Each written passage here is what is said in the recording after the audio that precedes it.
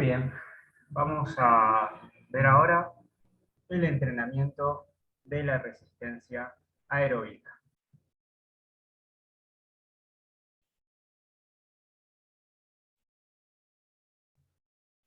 Lo primero que tenemos que saber es que la resistencia aeróbica es la capacidad de oponerse a la fatiga en esfuerzos que requieran metabolismo energético aeróbico, normalmente esfuerzos de más de 2 o 3 minutos. Cualquier esfuerzo que dure más de 2 o 3 minutos necesariamente va a poner en juego muchos aspectos de la resistencia aeróbica. La resistencia aeróbica depende de varios aspectos, y dentro de los aspectos que más nos interesan a los entrenadores son el consumo de oxígeno, que es la capacidad de captar, de absorber, transportar, absorber y utilizar oxígeno para producir energía aeróbica, y la economía del movimiento, que es ni más ni menos que la capacidad biomecánica de generar fuerza de manera repetida a diferentes velocidades en condiciones de resistencia o de fatiga. A nivel psicológico se estudia mucho lo que se llama el arousal, que es la capacidad de la motivación para sostener esfuerzos de larga duración, ¿sí?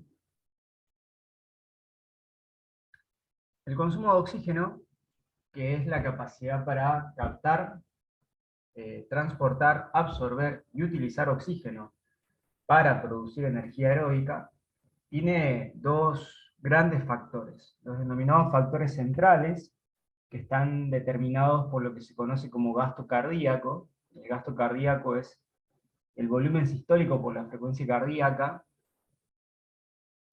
y que va a depender de la capacidad de adaptación del corazón al ejercicio aeróbico, en particular del tamaño de los ventrículos, ¿sí? Lo que va a dar lugar a una hipertrofia excéntrica del corazón, y a un mayor tamaño de ventrículo izquierdo, mayor volumen sistólico en atletas de endurance, adaptaciones vagales en el corazón, a un mayor tono vagal, menor frecuencia cardíaca en reposo, y una bradicardia, o sea, bajos niveles de frecuencia cardíaca en reposo, implican que durante el esfuerzo hay una mejor acomodación de la frecuencia cardíaca, y normalmente hasta el 60% del consumo de oxígeno. Una persona con mucha resistencia aeróbica no necesita elevar demasiado la frecuencia cardíaca. De tal manera que si ponemos a dos sujetos, un sujeto entrenado aeróbicamente a correr a 10 kilómetros la hora, y ponemos a otro sujeto desentrenado a correr 10 kilómetros la hora, el sujeto entrenado aeróbicamente que corre a 10 kilómetros la hora, quizás corre a 120, 130 latidos por minuto, mientras que el sujeto desentrenado, que corre los 10 kilómetros a la hora, está corriendo a 140, 150 latidos por minuto. Los dos corren a la misma velocidad aeróbica, pero los dos tienen diferentes economías cardíacas, y eso supone a largo plazo que el sujeto que corre a menos frecuencia cardíaca a la misma velocidad aeróbica, en este ejemplo hipotético, 10 kilómetros por hora, va a tener más resistencia y por lo tanto se va a cansar menos. Bien, factor central. También asociado a la ventilación, es decir, a la fuerza que tienen los músculos respiratorios para la inspiración y la expiración. Esto es clave. Todos los sujetos con una mala condición aeróbica tienen disnea en el esfuerzo. La disnea es la dificultad subjetiva para poder respirar, lo que afecta a la ventilación, que es el ingreso y egreso de aire. Y obviamente el aire contiene gases, y uno de esos gases es el oxígeno, que es vital para la transferencia de energía.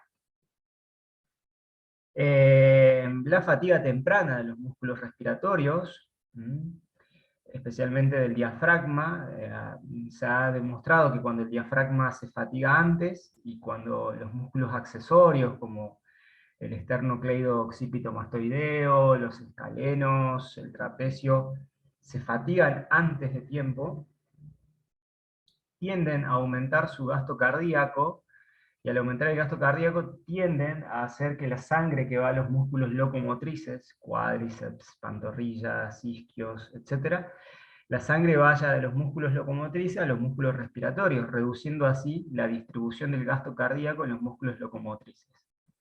Esa derivación cardiovascular que se produce, es decir, ese traslado de la circulación de sangre a los músculos respiratorios de manera desfavorable de los músculos locomotrices, tiende a provocar una fatiga en los músculos locomotrices por falta de suministro sanguíneo. Y esto se ha demostrado, la fatiga al diafragma en sujetos con mala condición aeróbica puede reducir la fuerza de los cuádriceps casi en un 30%, lo que reduce muchísimo la resistencia. Esto es lo que se conoce como factor central. Y el factor periférico es la capacidad de los músculos de poder metabolizar el oxígeno y obviamente utilizar los sustratos de energía, grasa, glucosa y algunos tipos de aminoácidos para la producción de ATP por vía aeróbica, ¿sí? Para la fosforilación oxidativa. La economía del movimiento va a estar dada por la experiencia que vos tengas en el movimiento, y esto es muy importante, porque la resistencia es una adaptación muy específica al modelo de movimiento que vos siempre usás. Por ejemplo, si vos entrenás en bicicleta fija, vas a desarrollar adaptaciones cardiopulmonares, adaptaciones metabólicas y adaptaciones psicológicas que van a hacer que vos seas más resistente en el pedaleo. Sin embargo, si vos un día decidís dejar la bici y salir a correr, vas a notar que te va a costar correr. Quizás tu corazón está adaptado al ejercicio, quizás tus músculos están adaptados al ejercicio, pero tu sistema neuromuscular no tiene una buena economía del movimiento. Entonces, como vos siempre entrenaste pedaleando, cuando salís a correr estás en problemas. Y esto no es menor, porque esto se llama correspondencia dinámica. La correspondencia dinámica implica que las adaptaciones biológicas son específicas a el modelo de trabajo que vos tenés. Entonces, la aplicación de fuerza y el control neuromuscular es muy distinto si vos corres, remás, nadás, que pedaleas. Y la economía del movimiento tiende a disminuir la capacidad de expresar tus mejores valores de consumo de oxígeno. ¿Y a qué se debe eso? Bueno, muy sencillo. Si vos mañana te haces, por ejemplo, una ergoespirometría, bueno, es más común en el cardiólogo que te hagan una ergometría, ¿no? Pero si vos fueras un laboratorio de entrenamiento y te hacen una ergoespirometría, vas a ver que no da lo mismo una ergoespirometría corriendo que una ergoespirometría pedaleando, ¿sí? ¿Y eso a qué se debe? A la economía de la carrera. Entonces vos vas a conseguir diferentes niveles de VO2 máximo, porque lo que va a cambiar básicamente es tu economía del movimiento. Por eso, mucho ojo con qué modelo de trabajo vos entrenás. Una de las grandes claves de la resistencia aeróbica es el tipo de ejercicio que vos elegís para el programa de entrenamiento aeróbico, ¿sí?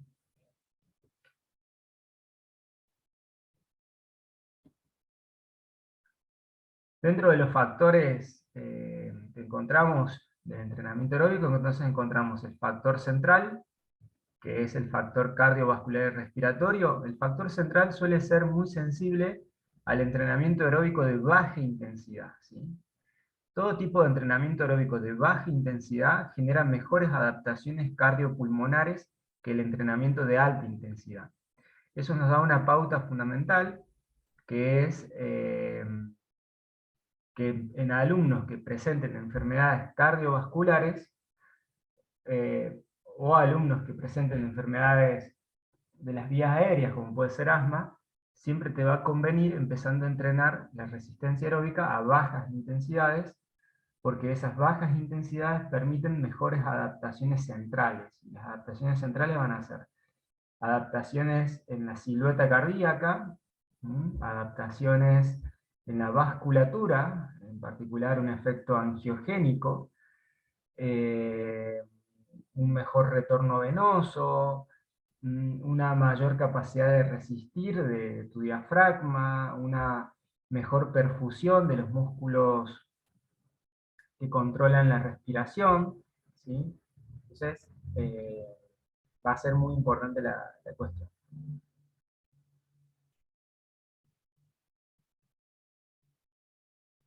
Mientras que las adaptaciones a nivel muscular, a nivel metabólico enzimático, van a estar básicamente centradas en el sistema mitocondrial, en las adaptaciones de las fibras de contracción lenta, ¿m? Y estas adaptaciones metabólicas a nivel, digamos, central, eh, perdón, a nivel periférico, que son adaptaciones de,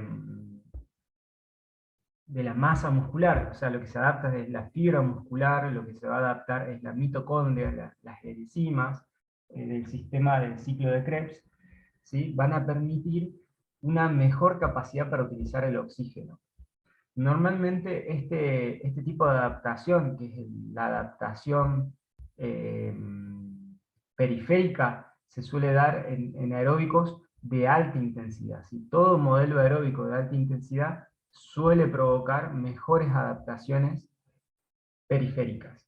¿Sí? Y esta es quizás una de las razones por las cuales en los últimos años se ha puesto el foco en el entrenamiento de alta intensidad, tanto en el entrenamiento intermitente, por un lado, como en el entrenamiento funcional de alta intensidad, como en el entrenamiento intervalado de alta intensidad.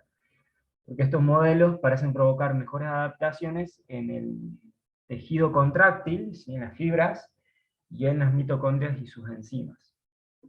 Y se ha observado que muchas enfermedades, como la diabetes, la obesidad, etcétera, están fuertemente asociadas con mitocondriopatías, y entonces el foco se ha centrado allí. Yo, y esto es una opinión mía, Bonnie, si bien es cierto, es verdad que el entrenamiento de alta intensidad parece generar fuertes adaptaciones centrales, lo que no podemos olvidar como entrenadores es que también el riesgo cardiovascular va a depender del nivel de irrigación y exigencia del corazón, y a mayor intensidad, mayor exigencia cardíaca, y no todos los alumnos presentan la capacidad de tolerar esfuerzos de alta exigencia por diferentes razones, estrechamientos arteriales, debilidad y falta de contractibilidad del músculo cardíaco, menor capacidad ventilatoria, menor tolerancia al esfuerzo, etcétera, que hacen que los alumnos no puedan tolerar así nomás esfuerzos de alta intensidad sin aumentar el riesgo de sufrir un evento cardíaco durante el esfuerzo físico. ¿Sí?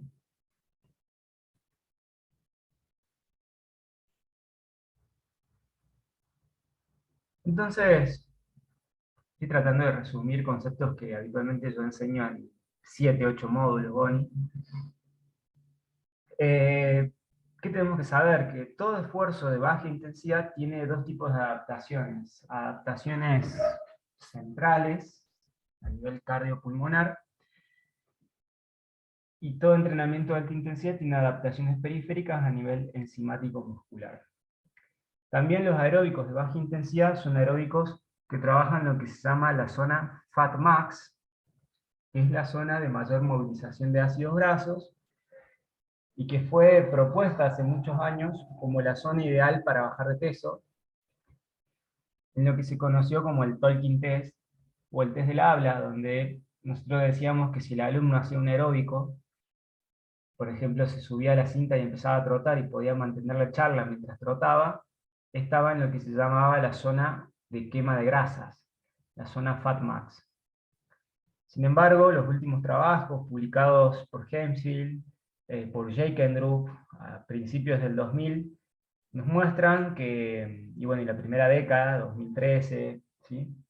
Nos muestran que en realidad, lamentablemente, el FMO, que es el Fast Maximal Oxidation, no es tan alto, y una persona sedentaria podría tener un FMO de 0,3-0,4. ¿Qué implica eso? De 30 a 40 gramos de grasa por hora, mientras que un entrenado podría tener un 0,5-0,6, de 50 a 60 gramos de grasa por hora.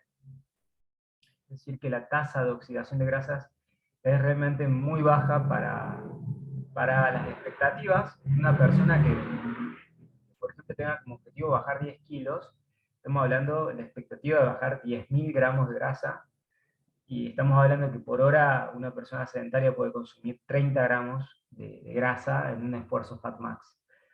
Lo cual, si analizamos, ¿no?, la cantidad de horas que debería sumar este alumno para poder oxidar los 10.000 gramos de grasa que tiene guardados en su organismo. Entonces, claramente este modelo aritmético no da respuestas al por qué las personas bajamos de peso. Al día de hoy no sabemos, ¿sí?, por qué las personas bajan de peso, ¿sí? Solo sabemos que a ciertas estrategias las personas bajan de peso, y hay teorías, ¿no? Teoría del punto fijo, teorías energéticas, teorías endocrinas, las teorías del EPOC, del afterburn.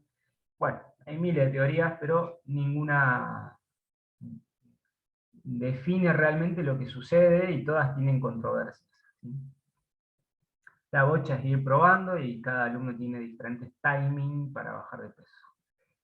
El entrenamiento de alta intensidad genera mayor exceso de consumo de oxígeno post-esfuerzo, que se ve en la clásica gráfica de todos los libros de fisiología del ejercicio. Básicamente, mientras más intenso es el esfuerzo, ¿sí?, imagínate un esfuerzo más intenso todavía, más es la deuda de oxígeno en la fase de recuperación.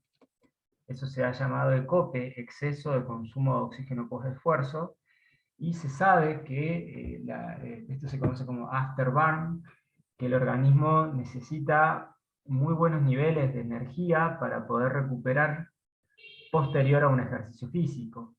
Y esto, según algunos científicos, sería la base teórica de la forma en que adelgazan las personas cuando entrenan a alta intensidad, ¿sí? Sería el fundamento teórico, digamos, del descenso de peso en esfuerzos de alta intensidad.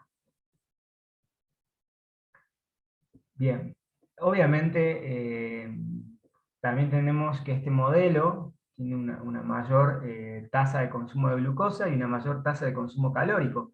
Por eso muchos entrenadores defienden el entrenamiento de alta intensidad para el descenso de peso, por este mayor consumo de calorías, independientemente del tipo de sustratos, ¿sí? No interesaría tanto el sustrato, que sería el sustrato del combustible, sino que interesaría más, según algunos científicos, el gasto calórico y el nivel de deuda de oxígeno o de exceso de consumo de oxígeno post-esfuerzo que provoca post-entrenamiento, ¿sí? La pelea o la duda sigue abierta. Lo importante es saber que tanto los esfuerzos de baja intensidad como alta intensidad, ambos dos, parecen ser de muchísima utilidad para bajar de peso. Lo que hay que saber es tener la suficiente capacidad, digamos, para poder adaptar el modelo de entrenamiento al nivel del alumno, ¿no? Bien, ¿cómo armar un programa de resistencia aeróbica? La idea, Goni, es tratar de dar una explicación general, ¿no? Y vamos a tratar de ver la estructura, lo que se llama el FIT, frecuencia, intensidad, tiempo, ¿sí?, de trabajo, y el ABC del armado del programa aeróbico, ¿sí? Por eso no profundicé tanto en las cuestiones fisiológicas, sino se transformaría en una clase de fundamento biológico. Creo que lo que vos estás buscando es más cómo armar programas de entrenamiento, ¿sí? Bueno, nosotros tenemos lo que se llaman las dosis de respuesta. Para cada cosa tenemos que escoger el tipo de ejercicio, la intensidad, el volumen, la relación esfuerzo-pausa, la densidad, y la frecuencia de entrenamiento, que está asociada a la densidad también. Tipo de ejercicio. Para que el ejercicio sea aeróbico, se necesitan un par de reglas fundamentales, ¿sí? ¿Cuáles son esas reglas fundamentales? Que el ejercicio tiene que ser de fácil reproducción y de naturaleza cíclica, que permita diferentes velocidades, que participen grandes masas musculares, y valorar la posibilidad de diferentes medios de entrenamiento. Esto es clave, ¿no? Habitualmente es increíble ver entrenadores decir que un circuito es un ejercicio aeróbico, es un entrenamiento aeróbico. Bueno, esto es un error. Si yo pongo, por ejemplo, un jumping jack, yo no podría hacer jumping jack durante 10 minutos. Es imposible. Yo no podría poner a un alumno a hacer skipping durante 10 minutos. Es imposible. O sea que ya tenemos un problema en cada uno de estos ejercicios. No son de fácil reproducción y son cíclicos, porque lo podés repetir varias veces, pero no permiten altas duraciones. En cambio, vos sí podés caminar, correr o trotar a diferentes duraciones. Vos podrías, si sos una persona sana, trotar 10 minutos. Y podrías correr 1 minuto al máximo, y podrías también caminar 2 horas seguidas. Eso por un lado. Grandes masas musculares, sin duda alguna que estos ejercicios, jumping jack, subida al banco y skipping, usan grandes masas musculares, pero no permiten todas las velocidades. El skipping es imposible hacerlo lento. El jumping jack también es imposible hacerlo muy lento. Lo que muestra, sin duda alguna, que estos ejercicios no son aeróbicos, son ejercicios neuromusculares. ¿Sí? El jumping jack, la subida al banco, los skipping no son aeróbicos, son ejercicios neuromusculares.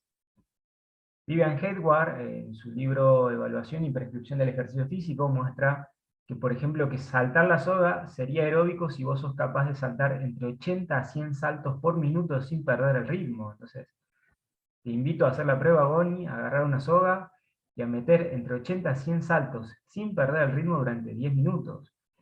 Y ahí podemos decir que saltar la soga es aeróbico. Sin embargo, un skipping, un burpee, un jumping jack son neuromusculares. ¿Por qué un circuito de fuerza no es aeróbico? Porque la tasa de frecuencia cardíaca varía mucho de un ejercicio al otro. La demanda del volumen sistólico, que es la cantidad de sangre que se eyecta por latido, también va a cambiar de acuerdo a la demanda de la frecuencia cardíaca, y por lo tanto va a cambiar el gasto cardíaco. Y todo eso va a provocar variancias en la carga cardiovascular que van a impedir sostener la carga cardiovascular, y al impedir sostener la carga cardiovascular no se van a generar adaptaciones centrales. Y si no generan adaptaciones centrales, no mejora el gasto cardíaco, y si no mejora el gasto cardíaco, no mejora el consumo de oxígeno. Acordate que el consumo de oxígeno es gasto cardíaco por diferencia arteriovenosa. ¿Sí? Esta es la razón por la cual los circuitos training, el entrenamiento en circuito, es un entrenamiento de fuerza-resistencia, pero no es un entrenamiento de resistencia cardio ni resistencia aeróbica, como a veces escuchamos a muchos entrenadores decir, porque para que un ejercicio sea cardiovascular tiene que poder ser sostenido a través de ejercicios de naturaleza cardiovascular, como pueden ser correr en la cinta, hacer elíptico, hacer bici fija, hacer escalador. ¿Sí?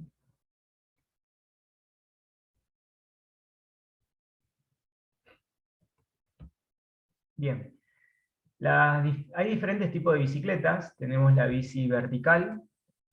La bici vertical presenta beneficios. ¿Qué beneficios tiene? No tiene impacto, primer beneficio. Segundo gran beneficio de la bicicleta vertical es de fácil ejecución técnica. Tercer gran beneficio de la bicicleta vertical, exige menos las articulaciones y a la propiocepción, debido a que es un ejercicio de cadena cinética abierta. ¿Y eso qué beneficio otorga? Bueno, en personas que sufren de lesiones, que tengan riesgo locomotor, se ven beneficiados de la ejecución de la bici fija. Ventajas. Desventajas de la bici fija. Bueno, es menos motivante. ¿Qué otra desventaja? Es cuádriceps dominante. Se ha demostrado que la bici fija, de todos los músculos de las piernas, a los que más exige son a los cuádriceps, y eso puede generar un desbalance. Por eso vas a ver que muchos ciclistas presentan un gran desarrollo del cuádriceps, pero no presentan tan desarrollada la masa de los glúteos o de los isquiosurales. ¿Sí? Lo cual obliga a tener que balancear a nivel técnico. Reglas de oro: cuando el pedal se estira, la pelvis tiene que quedar, la ingle tiene que quedar a la misma altura de la silla con el talón, ¿sí? Y la posición debería ser esta que vos ves, y nos indica que la altura de la silla es la correcta.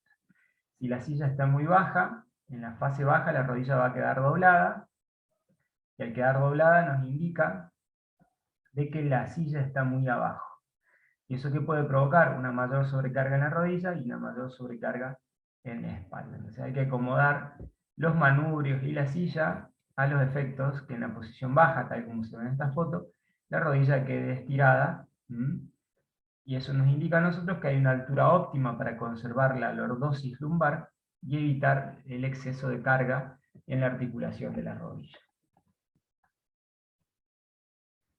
Hay estudios que muestran que la bici fija complica, o sea, es más difícil llegar a altas intensidades en la bici fija a nivel cardíaco, lo cual puede ser muy útil en personas que tengan problemas cardiovasculares. También encontramos las bici horizontales. Las bici horizontales son menos intensas que las bici verticales y se usan casi siempre en población terapéutica. ¿Sí? Por ejemplo, personas que tengan hemiparesia, como podría ser una pseudoparálisis cerebral, con bajo tono, pero con función motriz todavía, en ambos hemisferios, personas con esclerosis múltiple, personas con obesidad, con hipertensión arterial, pueden verse beneficiados de la bicicleta horizontal, personas con lesiones en las rodillas, ¿sí? La ventaja de la bicicleta horizontal es que reduce la compresión del sistema venoso y eso favorece, ni más ni menos que el retorno venoso, y por lo tanto es muy útil en personas que tengan enfermedades venosas.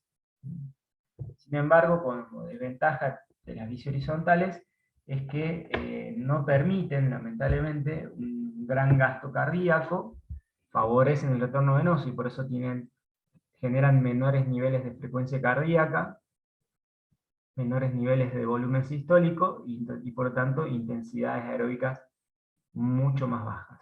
¿Sí? El Ardain es esto que vemos acá. ¿Sí? El Ardain tiene un par de características a saber. ¿Qué características? La primera es que es como la bici vertical, nada más que con una manivela. ¿Sí? La manivela lo que hace es aumentar la frecuencia cardíaca porque aumenta la actividad de los músculos de los brazos. Los vasos sanguíneos de los brazos son más pequeños y al ser más pequeños los vasos sanguíneos de los brazos, aumentan más lo que se llama la resistencia periférica, y ese aumento de la resistencia periférica aumenta la presión arterial. Por lo tanto, el Ardain es un modelo de ejercicio, en principio, contraindicado en aquellos alumnos que tienen hipertensión arterial. El Ardain es para personas sanas, ¿sí? Y inclusive en personas sanas, tenés que saber que las personas sanas van a elevar más la presión arterial y por lo tanto también van a elevar más la frecuencia cardíaca durante la utilización del Ardain. Por lo tanto, el Ardain tiene mucha más utilidad en ejercicios aeróbicos de alta intensidad. ¿Sí? Bueno, y la bici al aire libre tiene pro, que es mucho más divertido, más dinámico, podés pasear, mentalmente es mucho más lindo, ¿sí? ¿Y qué contra tiene? Y bueno, la contra gigante es que tenés que buscar recorridos donde no haya demasiada interferencia, porque si no cambia mucho la intensidad. ¿Sí? Tenés que buscar que el alumno esté muy concentrado en la aplicación de intensidad y tenés que tener cuidado con el riesgo de accidentes. ¿Sí? Eso es lo que tiene el trabajo en la bici al aire libre. Obviamente, de acuerdo al terreno, va a cambiar también la intensidad, y eso es otro aspecto también a tener en cuenta. Es más difícil controlar la carga aeróbica en la bicicleta al aire libre. ¿Sí? Eso también otra cuestión a tener en cuenta. Caminar y correr, bueno, todos los estudios apuntan a que caminar y correr es la actividad más completa por el mayor gasto calórico, porque además funcionalmente los seres humanos hemos evolucionado para caminar y correr. porque la musculatura está programada para caminar y correr. Inclusive hay estudios que muestran que caminar y correr favorecen a la hidratación del disco intervertebral, favorece a la activación de la musculatura de la zona media, se presenta como una grandes series de ventajas el caminar-correr, ¿sí?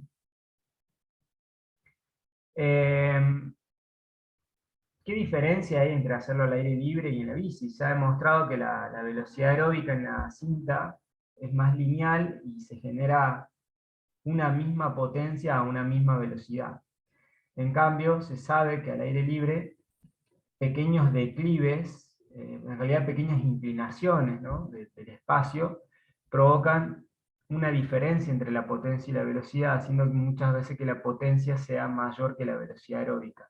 ¿Y eso qué genera? Que los sujetos que corren al aire libre tengan más fuerza para correr. Por eso se sabe que la resistencia aeróbica mejora mucho más en aquellos sujetos que hacen carrera al aire libre que en la bici, que en la cinta en el gimnasio. En la cinta en el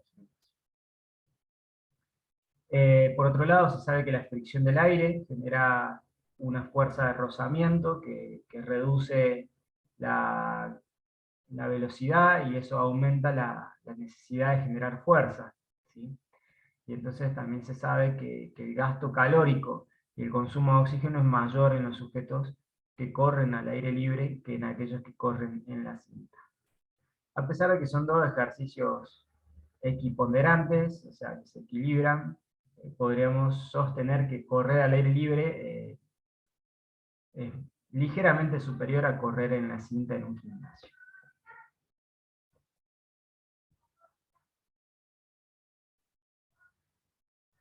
Lo que sí hay que tener en cuenta es que cada vez que nosotros corramos, ya sea en la cinta o ya sea al aire libre, el cuerpo soporta entre 2 a 3 veces el peso corporal por paso, ¿sí? Por paso.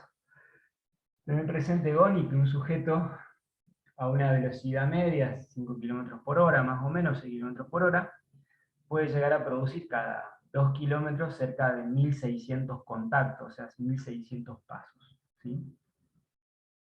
Entonces, si vos multiplicás en 2 kilómetros 1600 contactos por 3, esa es la cantidad de toneladas que ha sufrido tu sistema corporal.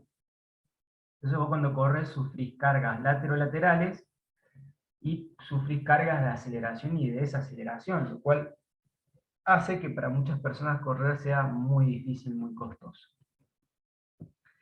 Los seres humanos hemos evolucionado naturalmente para correr, y esto ¿a qué se debe? Se debe lisa y llanamente a que presentamos un mayor tendón de Aquiles, esto se debe a que presentamos una curva lumbar muy bien desarrollada, presentamos un órgano del equilibrio bastante más grande que muchos animales, presentamos un ligamento que se llama el ligamento nucal muy desarrollado a diferencia de otros animales, y eso nos permite mantener estabilizada la cabeza cuando corremos, eso no pasa en todos los animales, y además presentamos una bóveda plantar bastante particular que ningún animal tiene. Es decir, los seres humanos realmente hemos nacido para caminar y para correr, ¿sí? El problema es que en la actualidad somos tan sedentarios que caminar y correr se están volviendo bastante más extraños, ¿sí? Inclusive, fíjate, esta imagen muestra cómo el ser humano presenta un glúteo mayor, infinitamente más grande que, por ejemplo, los primates. Eso muestra cómo el cuádriceps, los glúteos, se han desarrollado de una forma tal que permiten que los sujetos podamos correr y caminar. Mirá la diferencia entre los gemelos de un ser humano y los gemelos de un gorila. Esto muestra, mirá la diferencia inclusive en el tendón de Aquiles del gorila y el tendón de Aquiles del ser humano. O sea, muestra cómo nuestro aparato extensor en los tobillos está mejor diseñado para correr y saltar que el de un mismo gorila, que tiene una tasa de movimiento mucho más inferior que la de los seres humanos. La adaptación de la fascia plantar del tendón de Aquiles al acto de caminar-correr, a diferencia de los demás animales, como son los primates, o inclusive como los animales equinos, ¿sí? ¿Qué pautas tenés que tener en cuenta si vos querés salir a correr o querés indicarle a un cliente que salga a correr? Bueno, tenemos que saber que las cargas repetidas, más 2 a 3 veces el peso corporal, van deshidratando el tejido conectivo. Cuando el tejido conectivo va perdiendo el fluido, o sea, se va deshidratando producto del impacto del ejercicio, ¿no? Se va produciendo una menor capacidad, ¿sí? Se va produciendo una menor capacidad para tolerar la carga de impacto, y es por eso si vos salís a correr, Goni, intentalo, vos en una parte de la carrera vas a sentir que vas muy bien, que vas fluido, que vas libre, y ya en una parte de la carrera, a medida que te vas agotando, vas a ir sintiendo como una sensación de pesadez, de que chocas contra el piso. Bueno, cuando empezás a sentir esa pesadez, ese choque contra el piso, es porque el tejido conectivo ya está demasiado deshidratado y ya no está pudiendo el tejido conectivo soportar las cargas que provoca el acto de correr a una determinada velocidad. ¿Sí? Entonces, un buen indicador para parar, cuando vos recién empezás a correr, querés evitar lesionarte, un buen indicador para evitar la lesión durante la carrera es tratar de chequear cuándo la carrera se vuelve pesada, cuándo vos perdés elasticidad y ligereza. Cuando la carrera se vuelve pesada y vos perdés elasticidad y ligereza, es cuando tu tejido conectivo ya no está tolerando, ya no está tolerando eh, el impacto.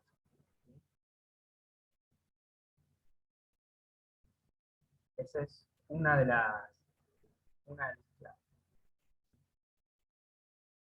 Eh, por ejemplo, en la práctica, ¿no? En el día a día, vos tenés un cliente y puedes hacer un test que no está validado, que no es objetivo, que no es fiable, pero que sí te ayuda a vos a controlar la carga de un alumno cuando corre. Vos le decís, bueno, salgamos a correr. Empezás a correr, bueno, al principio vas a sentir la molestia natural de la exigencia de desplazarse con fase de vuelo, y va a llegar un punto donde te vas a sentir como estable, y en ese punto de estabilidad de la técnica de la carrera es porque estás gestionando bien la carga de la carrera. En el momento que vos sientas que ya empezás a correr muy pesado, con mucha dureza, es cuando vos tenés que parar el entrenamiento. Entonces, ponele que vos a los 20 minutos del trote empezás ya a sentir la pesadez en las piernas, la fatiga, el tobillo, etc. Entonces significa que tu tolerancia máxima es de 20 minutos. Entonces, ¿cuánto tengo que correr? 18, 17. No corras 20, corre 18, 17. ¿Y por qué corro hasta eso si mi cuerpo me da hasta los 20? Porque ya a los 20 ya estás deshidratado. Y esa deshidratación del sistema facial es la que en definitiva puede provocar perturbaciones en los tejidos, ¿bien?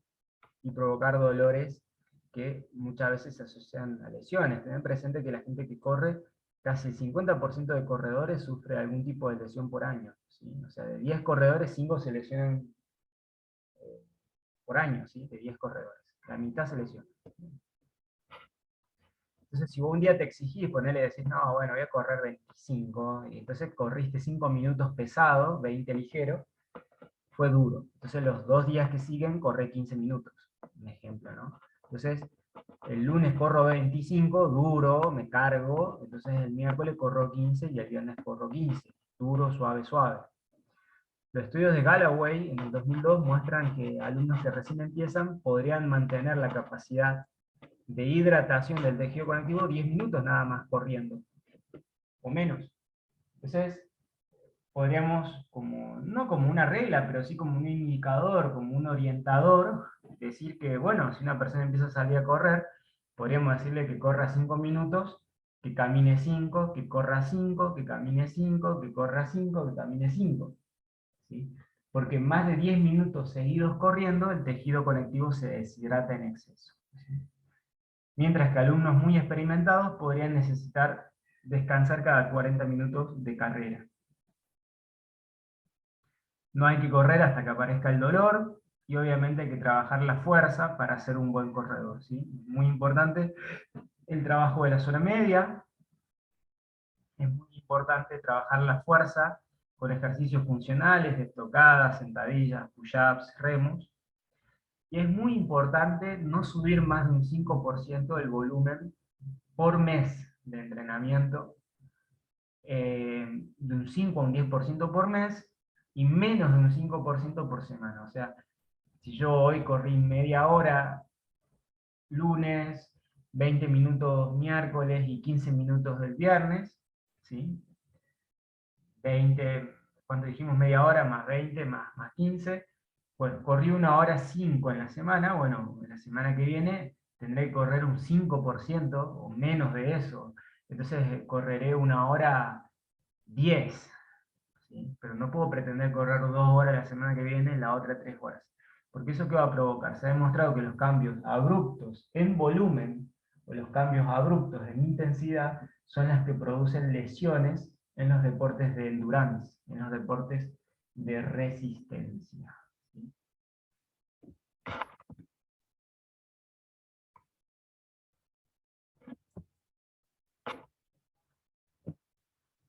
Y ya para analizar, terminar este análisis del primer componente de la carga, que serían los tipos de ejercicio, tenemos que recordar otros medios aeróbicos, además de la carrera.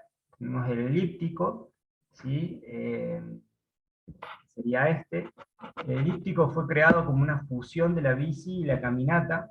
De hecho, los ingenieros que crearon el elíptico pensaron en combinar el acto motriz de caminar con el acto motriz de pedalear. Uy, disculpa, Bonnie. Básicamente buscaron los beneficios de ambos ejercicios. O sea, es muy sabido en nuestra profesión que caminar y correr tienen mayor gasto de calorías que pedalear. Es muy sabido en nuestra profesión que caminar y correr generan una mayor carga cardiovascular y por lo tanto una mayor entrenabilidad cardiovascular que pedalear. Y sabemos en nuestra profesión que a los músculos les gusta contraerse de la forma caminata-carrera porque han sido diseñados para eso, ¿sí? Pero también es sabido en nuestra profesión que caminar-correr muchas veces es un problema para las articulaciones que no tienen condición física, por el tema del impacto, alguna lesión, sobrepeso, adulto mayor, etc. ¿Sí? Entonces lo que han hecho estos científicos, estos ingenieros, es fusionar la tecnología elíptica que tiene la bici fija, ¿sí?, con el movimiento corporal del acto de caminar, ¿sí?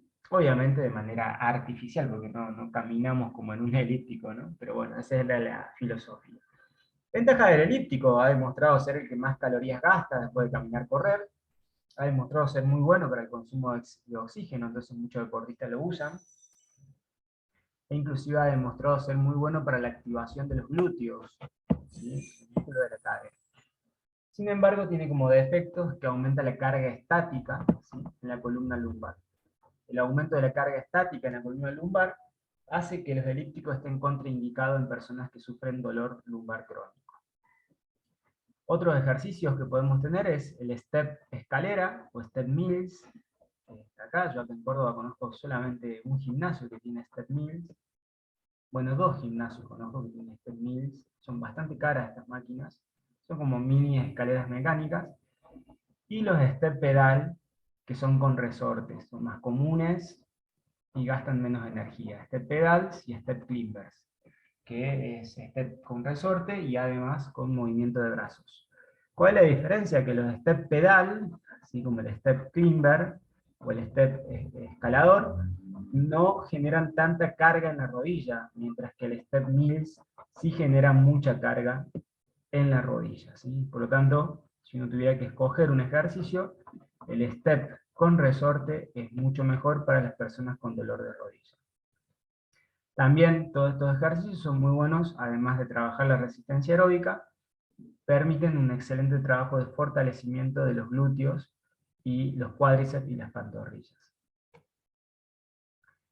Como habíamos mencionado, nosotros consideramos que el mini tramp no es un ejercicio cardiovascular, es un ejercicio de naturaleza neuromuscular.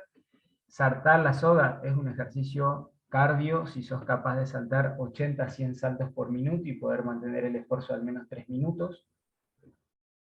De lo contrario, saltar la soga no sería cardiovascular. Subir y bajar las escaleras podría ser cardiovascular en personas muy acondicionadas. Sin embargo, no nos olvidemos que subir las escaleras supone mucha fuerza de reacción en la rodilla y requiere mucha fuerza muscular, o sea que las personas con baja condición física van a mejorar más la fuerza y la velocidad subiendo escaleras que la resistencia aeróbica. Porque no podrían reproducir subir y bajar escaleras demasiado tiempo, debido a que podrían terminar lesionando los tobillos o la rodilla. Y el step es un ejercicio cardiovascular que tiene un problema, que es la relación espacio-tiempo para poder hacer las coreografías en el step. Eso, al haber un elemento perceptivo cinético, un elemento coordinativo, que es el espacio temporal, para poder moverte en el step, se reduce la carga cardíaca a favor de una carga más neuromuscular, y esa carga neuromuscular hace que el step sea un mejor ejercicio coordinativo que un ejercicio cardiovascular. Por lo tanto, volvemos a la máxima que hemos mencionado: para que un ejercicio sea aeróbico, tiene que ser de fácil reproducción, tiene que ser cíclico, tiene que permitir varios tipos de intensidades, permitir la participación de grandes masas musculares, como la bici horizontal, el airdyne, la bici al aire libre, como correr al aire libre o en la cinta, o caminar, como los remos ergométricos, como el escalador, el elíptico, etc. ¿sí? Bueno, hemos analizado el tipo de ejercicio. En el próximo video vamos a ver la intensidad, el volumen y las áreas funcionales aeróbicas.